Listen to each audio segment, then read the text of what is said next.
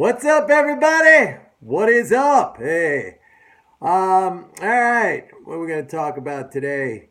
We're seeing a rally in the dollar after the sell-off that we had over the past few days. I am selling into this rally. All right. I sold some yesterday. I sold dollar yen yesterday.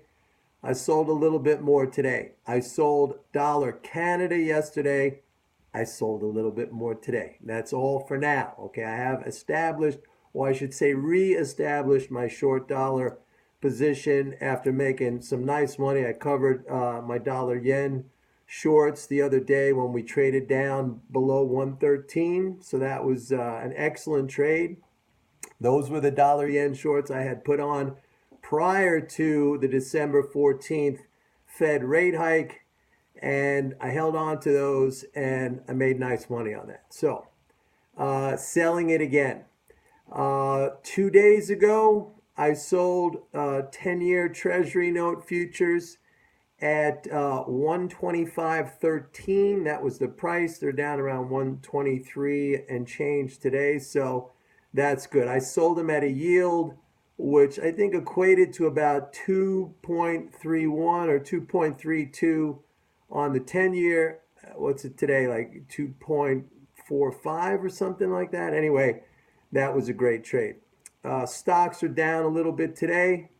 Again, I think this whole theme here is about inflation and the adjustments that the markets will make in response to inflation. Now, what's funny to me, and I think I spoke about this, is the Trump on, Trump off trade that has developed. And, it's total insanity. This reminds me a lot of, it was the same thing we saw with the risk on, risk off trade back in 2010 and 2011.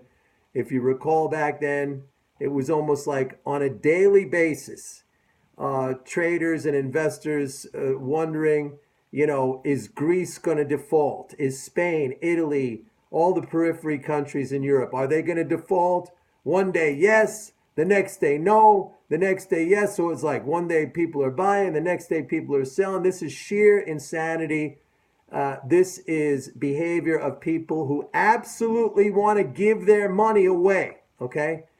I saw back then in 2010 when the ECB stepped in. Up until then, the ECB was very, very quiet. But when the ECB stepped in and bought the bonds of Greece and the bonds of Spain and the bonds of Portugal, I knew that the solvency issue was over. It was off the table. So every time after that, when we had a risk-off market, in other words, when people were selling and freaking out, I was buying. And basically, I rode that all the way, really kind of like up until this year. So that's how you take advantage of those folks. They don't know what they're doing. They're like chickens running around with their heads cut off. It is very, very easy to take advantage of them. As for Trump, I've been very open about my views, and the point is, with this risk on, risk off, it's the same sort of ridiculous, stupid, manic behavior. We simply don't know. After tomorrow, we will know, or we'll start to know. So, let's wait. On the positive side, the fiscal flows are accelerating again, and that's a good thing, okay? If Trump just left everything alone like it is right now, market's going higher, economy's going to be fine. On the negative side, and these are certain things that I've been highlighting, Trump has stacked his team with fiscal hawks. There's fiscal hawks in Congress. Trump himself, I talked about this yesterday. He wants a 20% cut in the federal workforce. He wants a 10% cut in overall federal government spending. All right. He wants to do these stimulus with public-private partnerships. I don't know what that's, really going to do. He wants to erect tariffs, which are inflationary. So the point is, today, I don't know. Tomorrow, the next day, we're going to know. And I am going to know, and those of you who watch this, or really those of you who have MMT Trader, we are going to know before anybody else. I guarantee you, because I look at the flows every single day, and I know what's going on. All right? It's like I'm a doctor making the rounds, taking the patient's temperature, looking at the heart rate, looking at the blood pressure. I absolutely know before everybody else. I absolutely know before everybody else. All right. So if you have MMT Trader, you're ahead of the game. What else? Was listening to some of the confirmation hearing of Steve Mnuchin. Steve Mnuchin is the that's Trump's pick for Treasury Secretary. The guy he was bad, man. He's like, oh, it was such hard work filling out these government forms as a nominee. It was so hard work. I forgot to mention my fund in the Cayman Islands. Sorry about that, senators and congressmen. Yeah, okay. Let me tell you something. Steve Mnuchin has not had a day of hard work in his life, okay? He was born rich. He was brought into Goldman Sachs because his daddy was a partner there or big shot there. All right, Steve Mnuchin has not had a day, has not felt a day of hard work. I couldn't fill out the forms. I couldn't fill out the forms. They're so hard. You Congress people, you making me fill out the forms. I forgot to put my Cayman. Anyway, you get the picture. These people, it's like, they just want everything handed to them. And if they have to do a little bit of paperwork even. I mean, what's hard? Hard's being a fireman walking into a burning building. Your life is on the line, right? Hard's being a construction worker up maybe on the 100th story of an uncompleted building that you're working on. That's hard, man. That is hard. All right, what's hard? I couldn't complete the forms. I forgot about the Cayman Islands account that I have. What do you want from me? Oh, I just want to run the treasury.